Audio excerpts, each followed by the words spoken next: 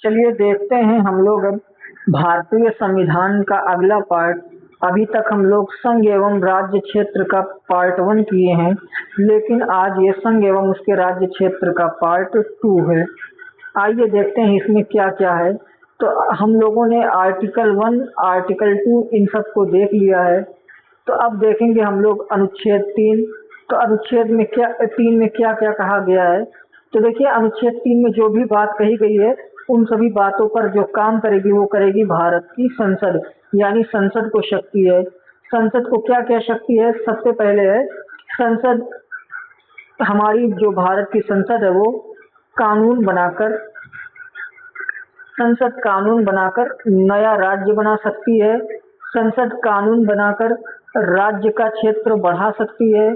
संसद कानून बनाकर राज्य का क्षेत्र घटा सकती है। संसद कानून बनाकर राज्यों की सीमा बदल सकती है। वहीं संसद कानून बनाकर राज्य का नाम बदल सकती है। आइए इसे ब्लैंक पेपर पे समझने की कोशिश करते हैं। जैसे ये है हमारा घर,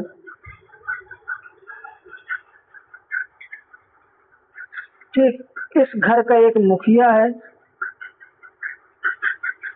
और इस मुखिया के 2 लड़के हैं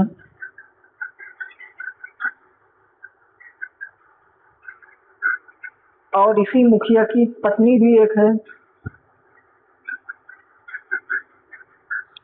तो देखिए ये जो मुखिया है, ये मुखिया जो चाहेगा वही तो इसके लड़के करेंगे, ये मुखिया जो चाहेगा वही तो इसकी पत्नी करेगी, यानी मुखिया जो चाहेगा वो करेगा।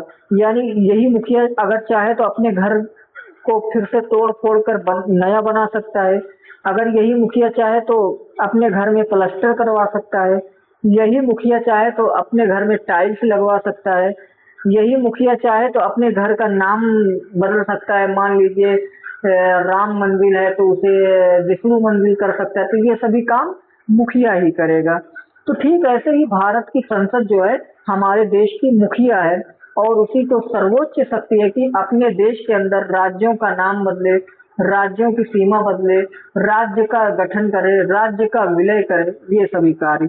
जैसे एक मुखिया अपने घर का फैसला लेता है कि घर कैसे बनवाना है, घर में कौन सी टाइल लगवाना है, घर में कैसा पेंट करवाना है, घर में कौन सा संगमरमर लगेगा या घर में कितने फ्लोर बनेंगे, ये सभी काम घर का मुखिया करता है। ठीक इसी तरह से संसद भी राज्यों के संबंध में कार्य करती है। लेकिन जो भी संसद ये सभी कार्य करेगी ये सब विधि के तहत या कानून बनाकर ही करेगी, कानून के अंतर्गत ही किया जाएगा। आइए आगे देखते हैं हम लोग।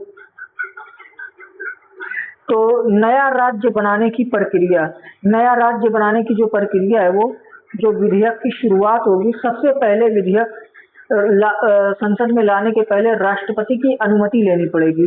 यानी राष्ट्रपति की जब अनुमति मिल जाएगी तो फिर उस विधेयक को संबंधित राज्य के क्षेत्र में भेजा जाएगा। यानी जो संबंधित राज्य की विधानमंडल है उससे राय मांगी जाएगी, लेकिन उस राय जो मांगी जाएगी उस राय को मानना जरूरी नहीं है। यानी संसद चाहे तो प्रभावित विधानमंडल की राय मान भी सकती है और चाहे तो ना माने। ठीक उसी प्रकार है जैसे हमारे पिताजी हैं, हमसे घर में बात की कि घर में जो है टाइल लगवाना है तो हमने कहा लगवा दो। अब लेकिन पिताजी को अगर मन करेगा वो टाइल लगवाएंगे और पिताजी को का मन करेगा तो वो नहीं लगवाएंगे। तो मतलब वो पिताजी के मूड पर है पूरी तरीके से। ठीक उसी तरह संसद के मूड पर होती है, वो सिर्फ वो प्रभावित विधानमंडल के पास भेजती है उसका मत जानने के लिए, लेकिन उस मत को मानना उसके लिए जरूरी या बाध्यकारी नहीं है। वहीं जब संसद की मंजूरी मिल जाएगी तो इसे लोकसभा और राज्यसभा साधारण बहुमत से पारित करेंगी और जब पारित हो जाएगा तो फिर से ये राष्ट्रपति के पास जाएगा और राष्ट्रपति इस पर हस्ताक्षर कर देंगे और ये कानून बन जाएगा। तो आइए इसे ब्लैंक पेपर पे समझने की कोशिश करते हैं। जैसे मान लीजिए यूपी है, इस यूपी की सीमा बदलनी है तो सबसे पहले जाएगा ये राष्ट्रपति के पास। ठीक, जब ये राष्ट्रपति के पास जाएगा तो राष्ट्रपति क्या करेंगे, प्रभावित विधानमंडल के पास भेजेंगे और प्रभावित विधानमंडल का ये मत जानेंगे, लेकिन ये मत बाध्यकारी नहीं है। और जब ये प्रभावित विधानमंडल का मत जान लेंगे तो इसे भेजेंगे संसद में। संसद इसे साधारण बहुमत से पारित करेगी, पुनः ये आ जाएगा राष्ट्रपति के पास और राष्ट्रपति इसे पर कर देंगे अपनी साइन। जब साइन हो जाएगी तो वो जो अधिनियम है कानून बन जाएगा और उसे लागू कर दिया जाएगा। तो ये पूरी है प्रोसेस संविधान संशोधन की, राज्य का पुनर्गठन करने की। आई होप आप लोगों को समझ में आया होगा। चलिए अगली स्लाइड देखते हैं हम लोग। तो अगली स्लाइड में है कि भारतीय राज्यों का गठन, भारतीय राज्यों का गठन और सीमा परिवर्तन, मतलब कैसे कैसे राज्यों का गठन हुआ और राज्य गठन का क्रम क्या है, इसके बारे में हम लोग देखेंगे।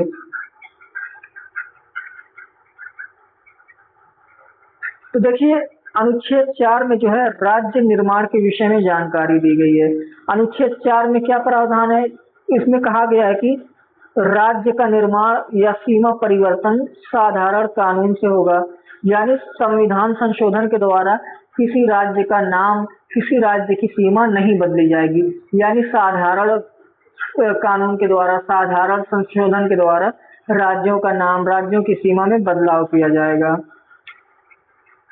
और इसे संविधान संशोधन नहीं माना जाएगा। चलिए अब देखते हैं हम लोग राज्यों का गठन। तो राज्यों का गठन 1953 से लेकर 1975 के बीच। तो देखिए 1953 से 1975 वाले को दो कैटेगरी में डालते हैं। सबसे पहले हम लोग देखेंगे 1953 से 1960 के बीच गठन, फिर देखेंगे 1963 से 1975 के बीच गठन। तो देखिए 1953 से 1960 के बीच जो गठित होते हैं, सबसे पहले होता है आंध्र प्रदेश, उसके बाद होता है महाराष्ट्र, गुजरात, उसके बाद होता है नागालैंड, उसके बाद 1963 से 1975 के बीच में देखा जाए तो 1963 से 1975 के बीच में होता है हरियाणा, हिमाचल प्रदेश, मेघालय, मणिपुर और त्रिपुरा। तो एक बार फिर से देखते हैं। अक्टूबर 1953 में आंध्र प्रदेश का गठन, 1 मई 1960 को महाराष्ट्र और गुजरात का गठन, 1 दिसंबर 1963 को नागालैंड का गठन, 1 नवंबर 1966 को हरियाणा का गठन, 25 जनवरी 1971 को हिमाचल प्रदेश का गठन, 21 जनवरी 1972 को मणिपुर और त्रिपुरा का गठन होता है। इसे थोड़ा ऊपर कर लें ताकि आराम से दिखे आप लोगों को। तो देखिए फिर है 21 जनवरी 1972 को मेघालय, मणिपुर और त्रिपुरा, इन तीनों राज्यों का गठन होता है। 16 मई 1975 को सिक्किम का गठन होता है।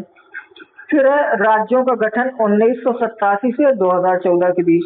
तो देखिए 1987 से 2014 के बीच सबसे पहले 1987 में जो होता है 20 फरवरी 1987 को मिजोरम और अरुणाचल प्रदेश का गठन होता है। 30 मई 1987 को गोवा का गठन होता है। फिर 2000 में जो गठित होने वाले राज्य हैं, तो इनका जो क्रम है ये ट्रिक आप लोग याद कर लीजिएगा, क्योंकि 2000 वाले राज्यों को अक्सर पूछता है। तो 1 नवंबर 2000 को छत्तीसगढ़ का गठन, 9 नवंबर 2000 को उत्तराखंड का गठन, 15 नवंबर 2000 को झारखंड का गठन और नवीनतम देखा जाए तो 2 जून 2014 को तेलंगाना राज्य का गठन हुआ है। तो ये था राज्यों के गठन का क्रम। आइए इसकी ट्रिक देखते हैं। तो इसकी ट्रिक है सबसे आसान,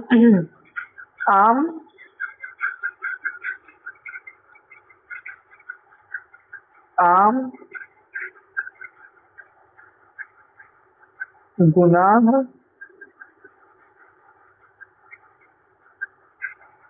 ही, मेघ, मंत्र। तो देखिए सबसे पहले आ से हो जाएगा आंध्र प्रदेश, फिर माँ से हो जाएगा महाराष्ट्र, गु से हो जाएगा गुजरात, ना से हो जाएगा नागालैंड, हा से हो जाएगा हरियाणा, ही से हो जाएगा हिमाचल प्रदेश, मेघ से हो जाएगा मेघालय, मन से हो जाएगा मणिपुर, त्रि से हो जाएगा त्रिपुरा। तो ये है ट्रिक। आम गुनाह ही मेघ मंत्र, आम गुनाह ही मेघ मंत्र। ये थी ट्रिक। आई होप आप लोगों को ये क्लास पसंद आई होगी। अगर आप चैनल पर नए हैं तो इसे सब्सक्राइब करें और आपके जो भी सुझाव हैं कमेंट के थ्रू हमें दीजिए और इस वीडियो को ज़्यादा से ज़्यादा लोगों तक शेयर करें ताकि आपको इस वीडियो का ज़्यादा से ज़्यादा लाभ पा सकें। धन्यवाद।